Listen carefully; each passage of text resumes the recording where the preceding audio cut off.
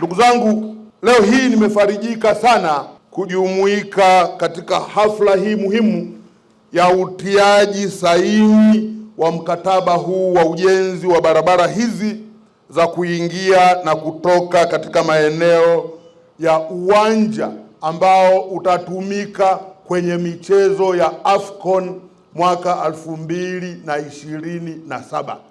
Kazi hii inatakiwa kumalizika mwezi wa 5 mwaka 2027.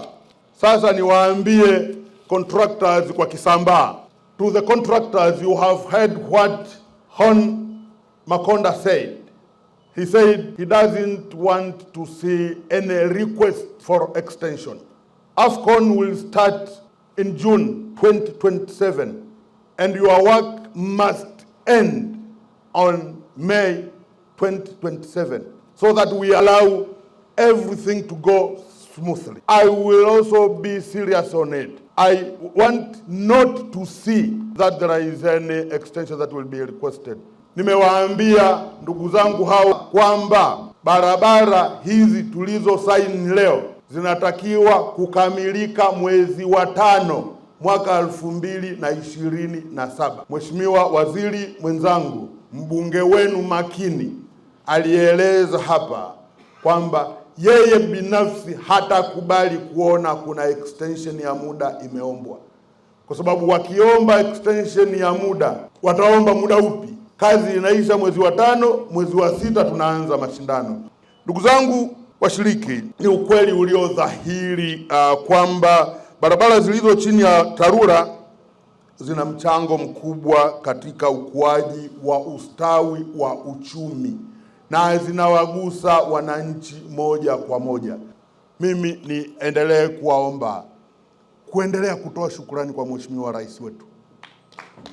Kitendo cha kuridhia kiasi cha zaidi ya shilingi bilioni 80, zaidi ya shilingi bilioni 80, tunazungumza bilioni 86, tunazungumza bilioni 89 kwenye kazi yote hii. Hii fedha ni nyingi na ni fedha ya mapato yetu ya ndani, haina mfadhili.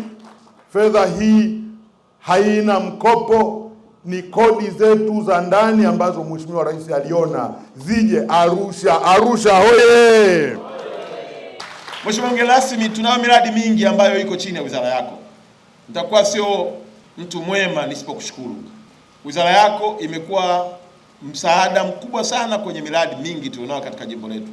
Tunao miradi mingi ambayo kamati ya bunge imekuja na wewe mwenyewe umeongozana kuja nayo. Umeshuhudia inavyokwenda vizuri. Tunao ujenzi wa stendi ya kisasa unaoendelea kwa kasi kubwa. Tunao ujenzi wa soko letu unaendelea kwa kasi kubwa. Tunao ujenzi wa ukumbi unaendelea kwa kasi kubwa. Tuna miradi mingi mpaka uwanja wa mpira wa jiji ambao tunajenga ni wa kisasa zaidi kuliko wa Kinondoni KMC. Mheshimiwa mgeni rasmi, kama tunavyojua, serikali ya Jamhuri ya Muungano wa Tanzania inaendelea na ujenzi wa uwanja wa mpira kwa ajili ya mashindano ya AFCON mwaka 2027 jijini Arusha, eneo la Bondeni Site. Sambamba na ujenzi wa uwanja ni ujenzi wa miundombinu muhimu ya barabara yenye jumla ya kilomita